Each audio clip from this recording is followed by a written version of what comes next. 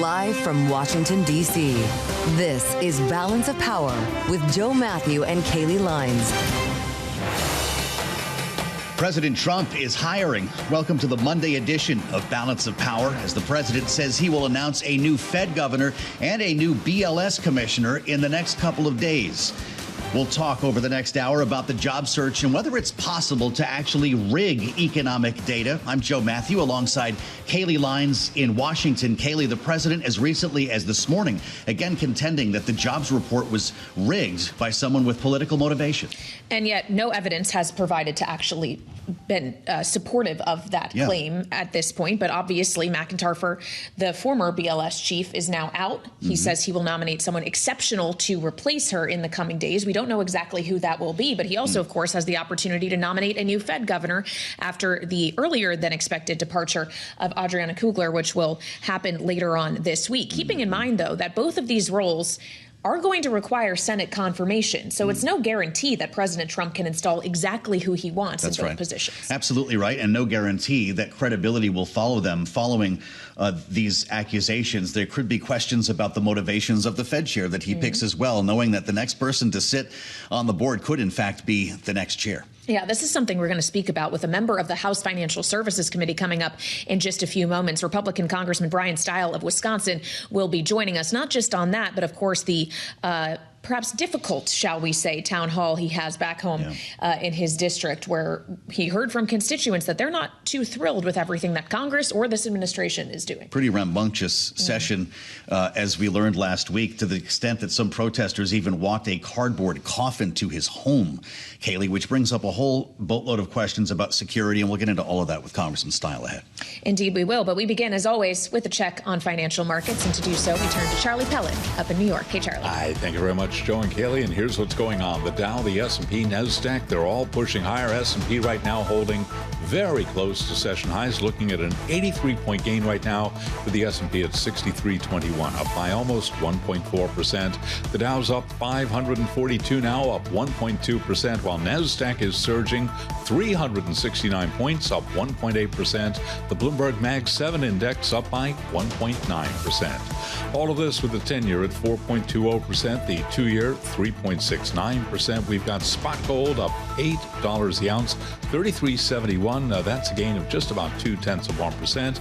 And West Texas Intermediate crude seeing a retreat there, down 1.5%, $66.29 a barrel on WTI. Earlier today, President Trump said he would hike India's tariff rate for buying Russian oil. Moments ago, India responded, saying that the targeting of the country is unjustified and unreasonable. India also says it will take necessary measures to safeguard its interests. We're keeping an eye on American Eagle shares. The outfitter company, the clothing retailer, up 19.6% right now. Shares surged after President Trump touted the retailer's ad campaign featuring actress Sydney Sweeney. The initial post, which misspelled Sweeney's first name, was subsequently removed from President Trump's Truth Social feed. Again, the stock trading higher by 19.6%. For on-demand news 24 hours a day, subscribe to Bloomberg News Now wherever you get your podcasts. And back we go to Washington. Once again, your hosts, Joe Matthew and Kailey Leinz. All right, Charlie Pellet, thank you so much. Pretty incredible to see that move on American Eagle on the back of Truth Social posts from President Trump. Of course, that is not all he's mused about on Truth Social. Today, we've heard from him on a number of issues, including, as Charlie mentioned, the threat to raise tariffs on India over purchases of Russian oil, but also a doubling down of allegations that began last Friday, shortly after the jobs report, that somehow the data put out by the Bureau of Labor Statistics was rigged. This is something the president said on social media earlier today, that these were numbers, fake political numbers that were concocted, to quote him, in order to make a great Republican success look less stellar. We would reiterate that neither the president nor anyone else in the administration has actually provided hard evidence to support these claims. But of course, President Trump has not just talked about it online. He's spoken with reporters about it as well, and what's going to come next for the BLS. Listen to a few of his comments from over the weekend. We'll be announcing a new statistician sometime over the next 3 or 4 days. We had no confidence. I mean, the numbers were ridiculous, what she announced, but that was just one negative number. All of the numbers seem to be great. We'll see what happens. But we just found out that I have a open spot on the Federal Reserve Board. I'm very happy about that. And with 2 jobs to fill, we turn to Michael McKee for Halt, Bloomberg's international economics and policy correspondent, who, of course, covers the Fed, travels to Washington, where Kailey and I sit now to cover this very complex that the president is talking about. And he's with us now from World Headquarters in New York. Mike, we've got 2 different things here. There's wrong and there's rigged. As far as wrong, the revisions are part of the process, as we've been discussing. In many cases, respondents are slow to get back to the government survey. But when you hear Kevin Hassett on Sunday morning television saying the revisions are the hard evidence, how do we go forward from there? Well, it's an interesting question because I'm sure that Kevin knows better, and he's just saying it because he works for Donald Trump. The revisions are revisions, and there's a reason for the revisions, and that is that statistics is imperfect. One of the problems that the BLS has, along with the other statistical agencies, is that since the pandemic, response rates from businesses have been falling a lot. So they don't get as much information into the first release as they do into the later releases. And they also have to do some statistical abstraction. But that doesn't mean that the numbers are false. It's the best statistically that one could do. They also have a problem in that there are fewer people working at these agencies because Congress for years has starved the statistical agencies of cash. And so it all comes together in this situation where we had a couple of months that were revised significantly downward. But when I looked at the data, the response rate for the first May survey, which was revised down significantly by the third one in July, was 42%. So less than half of the businesses that are supposed to respond. So the Labor Department probably did some extrapolation and came up with a larger number that then, when they got more data, was pushed back down. I think the final data number was 89% response rate. The president also I don't know whether he's lying deliberately or whether he doesn't even know what he's talking about. But when he said that the BLS released data to make the Harris campaign look good right before the election, the BLS actually on November 1st, 4 days before the election, announced that in October there had been only 12,000 jobs created. So if anybody was favored by that, it would have been the Trump campaign. So it's kind of hard to know where you go from that when they're living at the White House in such a fantasy world.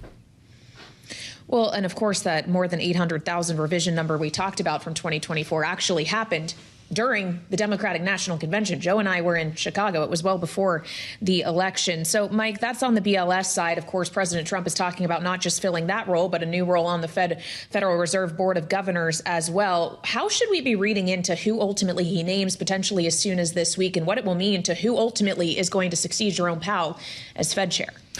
He said he'd be naming somebody in a few days. I tend to doubt that based on his history and also based on the thinking that has to go into this.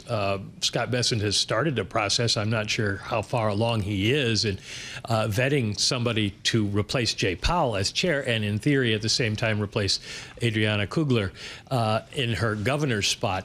And the Kugler vacancy may be the only one that the president gets, because Jay Powell, in theory, could stay on as governor until 2028. His term as chair is over in 2026, but he could stay on as governor even if he were not chair. So if there's no opening, he can't appoint anyone else, which sets up a kind of a musical chairs game. Does he want to put in somebody to Kugler's seat who's going to be seen as the chair in waiting and create that shadow chair situation that we have talked about? The markets would probably assume whoever is chosen would be that. Or does he put somebody in and then say, I'll decide later who's going to be chair? Even if Powell stays around, I'll pick somebody like, I could pick somebody like Chris Waller or Mickey Bowman or this person I'm just naming now and set up as somebody put it today, an apprentice-like situation where you have three people for 6 months competing with each other to not be fired. So it is kind of an unusual situation that will be interesting to watch, and it might be a little painful for the markets. All right, Michael McKee, Bloomberg International Economics and Policy Correspondent, here with us on Balance of Power. Thank you so much. And we want to add the voice now as we consider both of these vacancies that will have to be filled.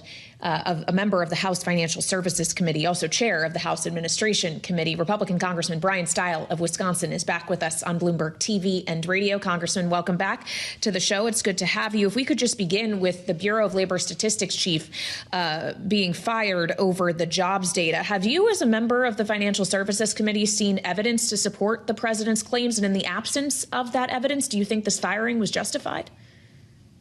I don't have evidence of those claims, but I do believe that the president has a right to make sure that he has a man or woman in that position that he has full faith and confidence in. The job market has been very difficult to analyze at a period of time as the gig economy has dramatically ticked up, as we have seen a shift in jobs as it relates to foreign-born or natural-born citizens. And so making sure the president has someone in that position that he has full faith and confidence in is his prerogative. Do you think that when he goes to fill the vacancy on the Fed board here following Governor Kugler's resignation on Friday, Congressman, that person, in fact, will be the Fed chair, the new Fed chair in waiting? I don't have information one way or the other, but I do think it's important to recognize that the decisions made by the Federal Reserve are not made by any one individual. Often we see the Federal Reserve Board act with unanimity, but that may or may not be the case. And so we may see more divisions and votes, and I don't think that's an inherently bad thing for the Federal Reserve. And so it's a group of people. The key is that they are making these decisions based on the data in front of them, not based on any other ulterior motive. Mm-hmm. Well, so when the president suggests that the person he wants to chair the Fed ultimately, and very well the person he'd like to select is the governor that replaces Kugler, that he wants them to have a low interest rate bias, Congressman, do you see that as a problem if lower interest rates may or may not be justified by the data? Well, again, what we want is these decisions made by the Fed based on the data in front of them. Again, having disagreement or different points of view brought to the Federal Reserve Board, I don't think is an inherently negative thing. And the Federal Reserve has been criticized for decades by different administrations. President Trump just doing it more publicly than maybe President Nixon, where we found out later when the tapes were revealed. And so putting pressure on the Fed is nothing new. I think what we're seeing is just it play out in a little bit more of a public manner. Although the Federal Reserve is independent of the executive, that does not mean it's immune to criticism from the administration. Congressman, we had a look at the town hall meeting that you held last week that got pretty chippy. There were a number of folks who were booing, and we've been talking about the potential for some confrontational town halls this August recess following the passage of the president's big, beautiful bill and, of course, the rescissions package that followed. I just want to give our listeners and viewers a taste of what you ran into the other night. Let's watch and listen. Tell me the dire circumstances that triggered his tariff wars. Thank you. Very good.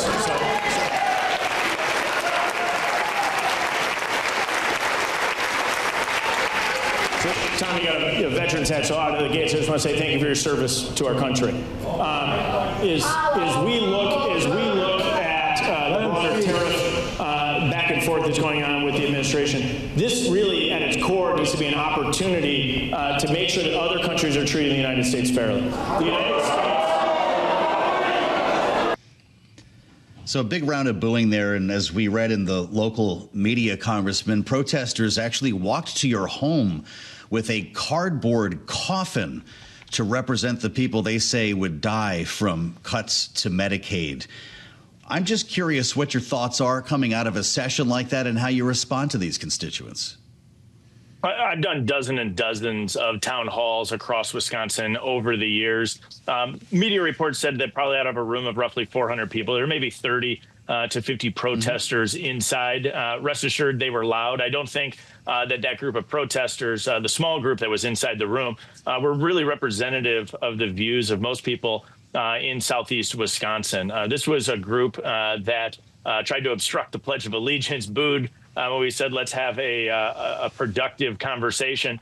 And so at the end of the day, I think what's really challenging right now across the board in the United States is a willingness to really engage in productive conversation about what needs to be done to move our country forward. And so far too often, individuals resort to disruptive tactics rather than engaging what's really needed of a substantive conversation, a period of time where we're massively driving debt further and further up, where we have global challenges from a national security perspective, and where we've made, I think, great progress on securing the U.S.-Mexico border. And so maybe it's a point in time of reflection for the whole country to reflect and analyze how we can have a much more productive dialogue, which is going to be really essential based on the challenges that are in front of us. Well, have you had any productive engagement around issues constituents may have around the way in which this one big beautiful bill threatens to affect them, or they're worried will affect them? Does it give you pause about any elements of the piece of legislation that you voted for? Well, there's a lot of misinformation that's circulating on key provisions of the bill, which is why I was hoping to use this forum as an opportunity to provide folks and residents across Wisconsin better information about what's actually in the legislation that's become law. We use a number of different venues to do this, through email, telephone calls, in-person town halls just being one of the ways in which I try to communicate with folks. But there's a lot of misinformation, in particular as it relates to Medicaid. And in regards to Medicaid, what we're seeing in Wisconsin is mostly a shift towards work requirements for able-bodied childless adults in the state of Wisconsin. That's an 80-20 issue because it's common sense that we know that we can help lift people up out of poverty as long as a job is a core component of that. Yeah. Well, look, I think that everyone deserves a lot of credit for being at that town hall on both sides of this, including you, Congressman, as a lawmaker. Making a decision to interact with constituents has not been terribly popular from what we've seen lately. And I wonder if you actually can hear from the voters who were upset about debt and deficits, seeing some $4 trillion added to ours in the so-called big, beautiful bill. There has been, I know, a conversation about coming back around to lower the debt impact of this legislation. Is that what the next move should be? We had questions on that exact topic, and I think it's important to know that as the Washington, D.C. accountants analyze that cost, large chunks of that, or the overwhelming majority of that, is actually just simply making the 2017 tax cuts permanent. We simply built on that by providing tax relief to seniors on Social Security, those individuals working overtime or earning tips. And so the bulk of the cost is really shown up by simply doubling down and making sure that we're making permanent the 2017 tax cuts that had a real substantive positive impact on real wages for families across the state. And so it's reasonable that people can have different views on any given policy, but this is where making sure individuals have the information they need to be able to make their decisions is so absolutely essential, and why a small group of individuals who protested the town hall was a bit disappointing for the countless individuals that wanted to hear what I was trying to provide. Congressman, we just have 30 seconds left, but when you return to Washington come September, what odds do you put around a government shutdown? We can't allow a government shutdown to occur. I know there's a lot of my Democratic colleagues that are actually hoping that we do shut down. I don't view that as productive. I'd rather make sure that we come together, address the spending challenges we face, and do what we need to do to avoid a shutdown at the end of September.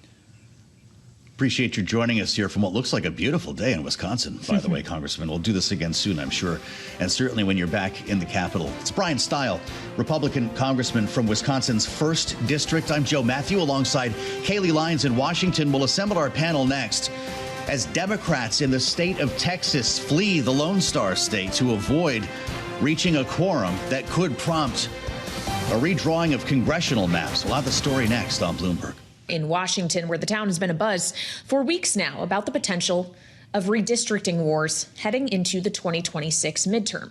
The talk, of course, of which began a few weeks ago when President Trump openly suggested that Texas should redraw its congressional map in order to carve out 5 more Republican seats to give the Republicans a better chance of retaining the majority in the House of Representatives. Texas, of course, began a special legislative session a few weeks ago to undertake that effort, as well as others, including the relief for the devastating floods that hit the state last month. But to take forward action on any of them, you need a quorum. 2/3 of the Texas legislature needs to actually be present in order to vote on these matters, redistricting included. And Democratic lawmakers in the state have decided not to provide that quorum as they attempt to block this Republican effort on gerrymandering, have fled to blue states like New York or even Illinois to outside of Chicago, including a Texas legislature member, James Tallarico, who we spoke with on this program 1 week ago today when we asked him about this possibility. And this is what he told us. We've had to figure out how to use every tool in our toolbox, whether that's the rules, whether it's our platforms, or whether it is denying quorum. That's obviously a dramatic step, and it's one that shouldn't be taken lightly. My Democratic colleagues and I are willing to do whatever it takes to stop this power grab and to protect the democratic process here in Texas and around the country, because if President Trump succeeds with this power grab in Texas, I worry that he will do the same thing in every red state across the country.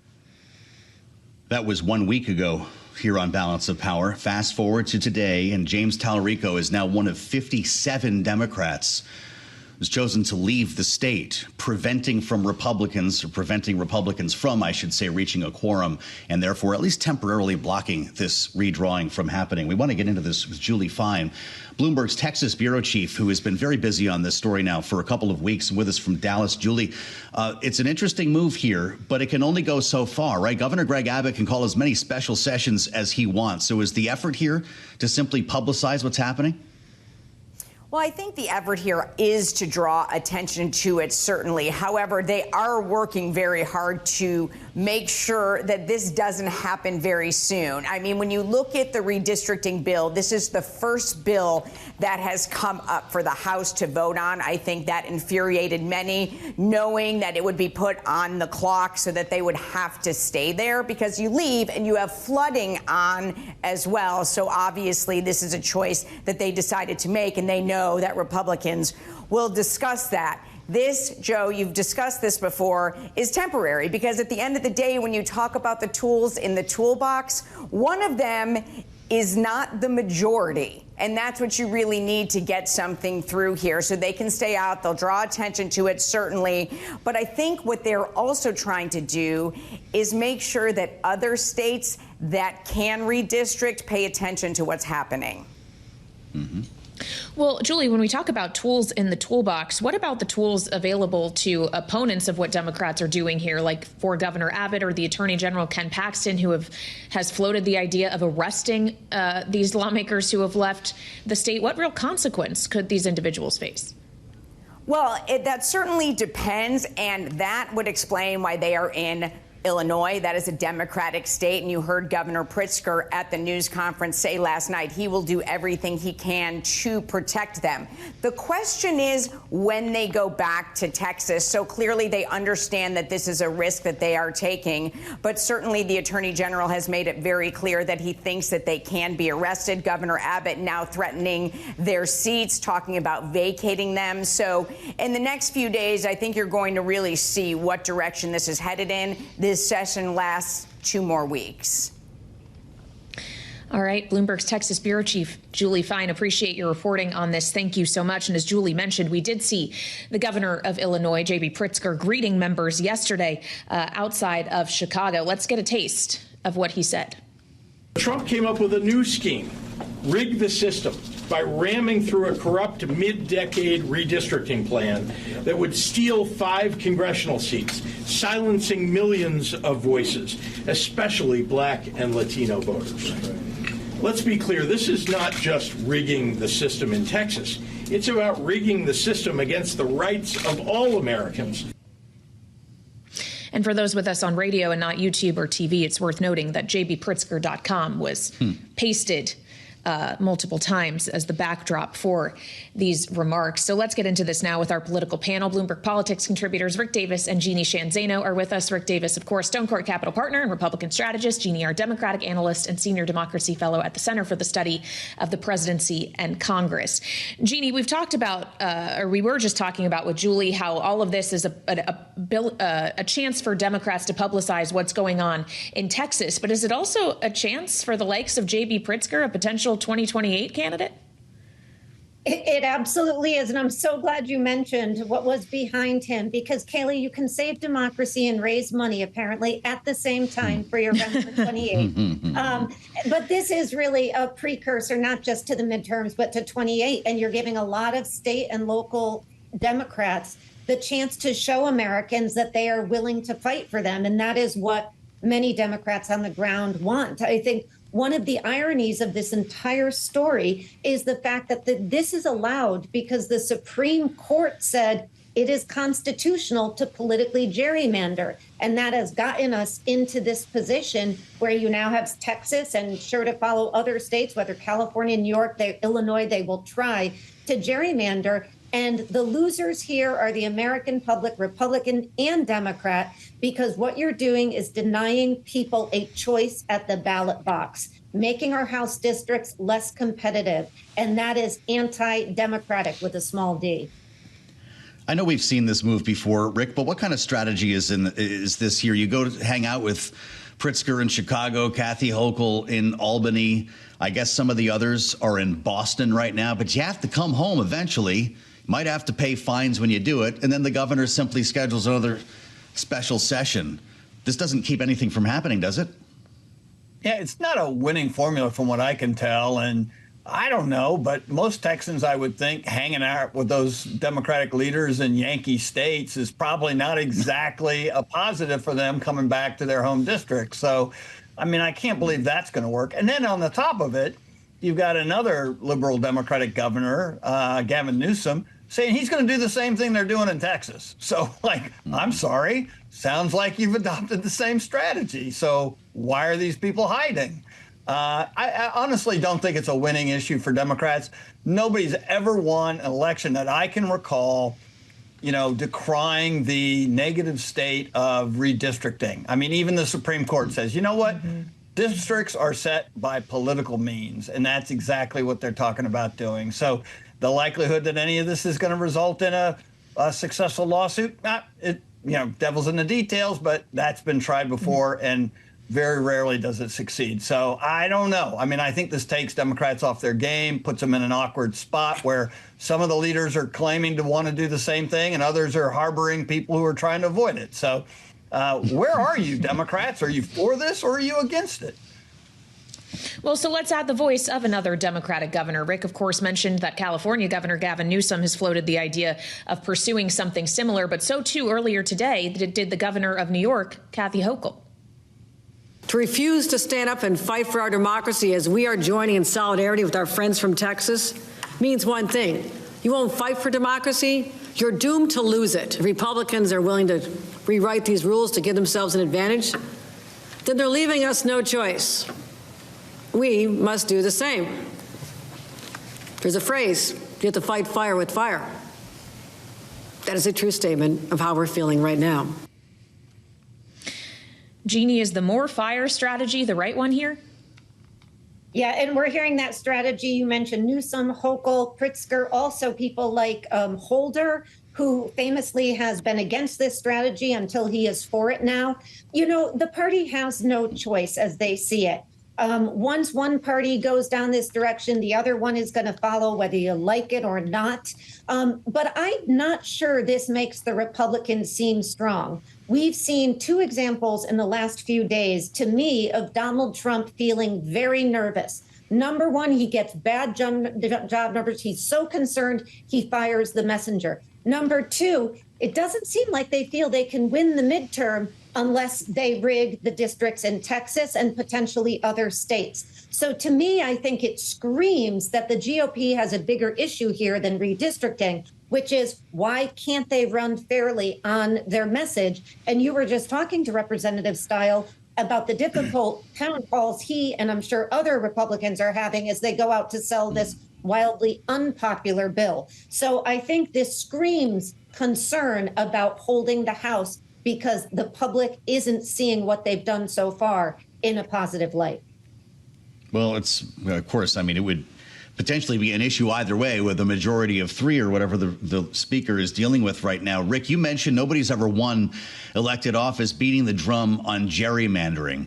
But what do you make of the potential math at hand here? Donald Trump is convinced if they redraw these maps, add 5 seats, they go red, Republicans keep the House. Is that a dangerous bet? Yeah, it's a dangerous bet. I mean, look, historically, the party in power loses 25, 35 seats. I mean, like 5 seats in Texas in that average is not going to make a dent. And so you're spending all this political capital to maybe win 4 or 5 of those, right? I mean, like, I've seen so many redistricting battles where you think you're going to pick up seats and you don't. And so at the end of the day, it's a high leverage situation. But look, he's sitting on government. He's got $200 million in his super PAC, and he's got all these options. And so why not trigger a few of these options? It's not the first out-of-cycle redistricting Texas has done, and arguably they picked up Republican seats. Rick Davis and Jeannie Shanzano, Bloomberg Politics contributors, many thanks to both of you for a great conversation here on the Monday edition of Balance of Power. We have breaking news coming from NATO. In fact, the U.S. ambassador to NATO is going to join us ahead on providing weapons to Ukraine. It's next on Bloomberg. Thanks for being with us on the Monday edition of Balance of Power, where we've covered some of the domestic issues that are abuzz in Washington and the greater political universe today. One being, of course, the president's ability now to appoint not just a new head of the Bureau of Labor Statistics, but also a new Federal Reserve governor, potentially impacting our economic path forward. But also, of course, the redistricting effort that the president himself is pushing in Texas.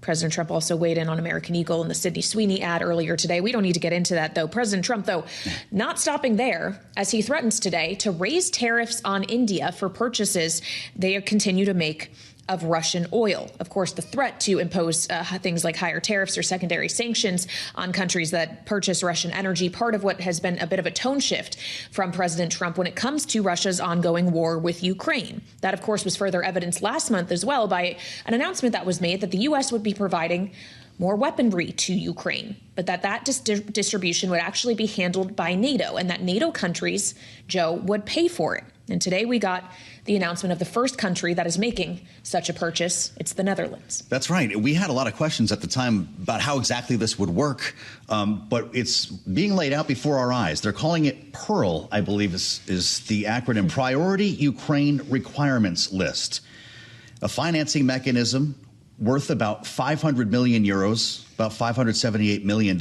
Indeed, the Dutch are stepping up first here, and we're lucky to have the U.S. ambassador to NATO to help us understand a little bit more about this. Matthew Whitaker is with us live from Brussels. And Ambassador, it's great to have you back on Bloomberg TV and radio. There was a reference here to Patriot missiles. Will these be essentially defensive weapons in this first tranche for Ukraine? Yeah, well, it's good to be with you. This is obviously exciting news, something we've been working on since the announcement last month in the Oval Office, where I was there with President Trump and Secretary General Rutte, and the announcement of $578 million worth of American weapons and munitions sold to the Netherlands and then provided to Ukraine is a big step forward. And this is probably the first announcement of many that are going to be following on. But, I think should expect that, weapons and munitions obviously are defensive, especially when you're talking about Patriot missile and radar and those types of things. But you can also, see that most expectedly there will be things like artillery shells and bullets and ammunition. And how quickly will all of that, Ambassador, be in the hands of Ukraine now that this purchase has been announced? Well, obviously, we're moving out very fast, in expectation of this. And after the announcement, the folks that are doing the logistics have already had some of this material in process. And so it's moving in the typical channels that you would expect. I just want to say that, while this announcement of the Netherlands purchasing American equipment is important, remember why they're doing this. It's because Ukraine wants American equipment. Ukraine wants our weapons and our ammunition because it's the best in the world. And, a lot of it is manufactured in the United States. And that's why, one of the things that I'm working on here in NATO is to make sure that American manufacturing continues to thrive and grow and expand. And, those are really hand in glove as to what we're doing and the work we're doing here to make sure that Europe can ultimately defend itself long term. Well, let's talk more about that, because there was a concern about our own stockpiles here, which is why at one point, at least that was the justification by the Pentagon for halting temporarily weapons shipments to Ukraine, because we were getting down to concerning levels. At this point here, if we're in fact providing more weaponry to Ukraine, realizing that others are paying for it, is there a limit to what we can send? Well, yes, there is. And we want to make sure that the United States is never at a strategic disadvantage or puts ourselves in a vulnerable position. And so what we're providing is what would be considered excess in addition to what we need to defend ourselves strategically. But at the same time, we're still manufacturing, whether it's missiles that go with the Patriot system, or whether it's artillery shells or everything in between. All of these armaments are continuing to be manufactured in the United States and, quite frankly, all across the NATO alliance. And so we see the need in Ukraine. We then, the people at the Pentagon, especially the generals that manage a lot of these important programs, looked and determined what we could sell to our NATO allies, and then they could provide them to Ukraine. As you see it, Ambassador, when we consider the situation in Ukraine and a war that Russia has signaled no desire to stop at this time, despite the president's consistent push for a ceasefire, are sanctions needed to supplement this further weaponry, even secondary sanctions perhaps, which the president has suggested could go into place as soon as the end of this week with the 10-day deadline he announced last week? Yeah, well, President Trump's been clear that this war needs to end, that the death and carnage and slaughter we're seeing on the battlefield every single day, where thousands of soldiers are dying, and, of course, the attacks into some cities inside Ukraine as well, where civilians are ending up being casualties. It needs to end. There's no resolution on the battlefield. A diplomatic solution is the only way. And President Trump is creating the environment that Russia will come to the table and negotiate a ceasefire, because that's what's necessary to end the killing. And I think secondary sanctions and tariffs against those that are paying for this war, like China, India, and Brazil, by buying the oil that Russia is producing, is an obvious next step to try to bring this war to an end. And we'll see, President Trump said just the other day that Russia is very good at avoiding sanctions and evading these things. But I think this is going to really hit them where it counts, and that is in their main revenue source, which is the sale of oil to these countries. And so President Trump, is playing this card, if Russia can't negotiate a ceasefire. But at the same time, Russia just needs to end this war. They're not going to win it on the battlefield. They're making marginal, if any, gains. And they've really been struggling because of the situation on the front line. And so we just need to end this war. And I think these sanctions are the next step. But again, President Trump's going to continue to work on creating the environment that's necessary to bring Russia to the table and to get a ceasefire. Is there anything, when we consider the weapon shipments, that we will not send to Ukraine, Ambassador? I remember the big debates that were had over the shipping of F-16s, providing M1 Abrams tanks, ATACMS missiles, and so forth. If somebody else is placing the order and doing the buying, do we care what they get? Well, obviously, I'd say the rule number one is the United States will not make ourselves strategically vulnerable in any way. So we're not going to, cut too deep or give amounts or sell amounts that are going to put us at a strategic disadvantage. But we're going to make sure that Ukraine has everything they need to defend themselves. They have, like the way the U.S. Air defense systems especially have performed as they're every night attacked by drones and missiles and all the things that Russia is sending their way. And so, they obviously want more of those systems because they know they work and they know that they're very successful in eliminating those threats. But at the same time, they need to be able to defend themselves on the front line where they're encountering the Russians and the waves of poorly trained Russian soldiers that are, being paid a significant amount of money in expectation that most likely they're going to die. It's really a sad situation on the front line, and we just need to end it. President Trump sees that for what it is, and let's just hope that as we take steps into August here, we can get this war to a ceasefire. Ambassador, just quickly before we let you go, President Trump announced on Friday that he would be deploying 2 nuclear subs into an appropriate region in order to counteract what he saw as escalatory rhetoric coming from Russia. Can you confirm whether or not those subs actually have been deployed? And do NATO allies worry about that kind of escalatory move? No, I'm not going to confirm our strategic movement of any submarines. Obviously, that's one of the many systems we have available that make us very strong as a country and provide the necessary strategic ambiguity that we can move things around. And submarines obviously are very important to what's in our arsenal. But, there's no reason for me to talk about any of those things right now. Had to ask it. Matthew Whitaker, thank you so much. U.S. Ambassador to NATO. It's great to have you with us, sir, and appreciate the update here on weapons for Ukraine as we add the voice of Michelle Jamrisko, Bloomberg's White House national security editor, with us back at the table in Washington. Michelle, it's great to see you. We just kind of covered the bases with the ambassador here, but this is a pretty significant update. Having had so many questions about the way this program would work or whether it would work at all, what does it tell us that the Netherlands are first, and are there any limits to this program? Well, that remains to be seen as so many developments in this space. I mean, I think you heard from the ambassador that it's such a sense of urgency right now. They're underscoring in terms of trying to end the war, and you see all these kind of crosshairs getting involved in this, from the trade tariffs as well, and we were talking about India earlier, and also the urgency of resources, and of course, notwithstanding the ambassador and others' hesitance to give away too much in terms of the strategy and military details. We do know that they're trying to figure out how to move these assets and to maintain support for Ukraine while also not escalating, as Kailey mentioned.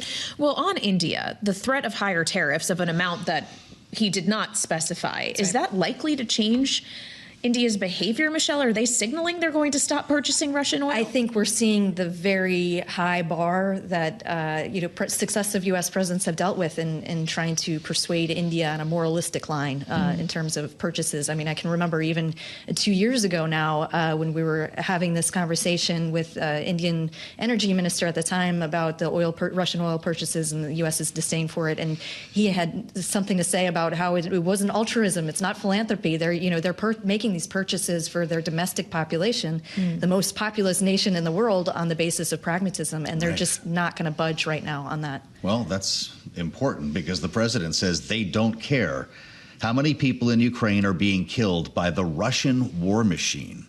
First of all, remarkable to hear him use the phrase Russian war machine. I'm not sure we would have heard that even weeks ago. But to the point that India is being framed this way by the president would suggest that they've talked about this. Did this come up with Modi?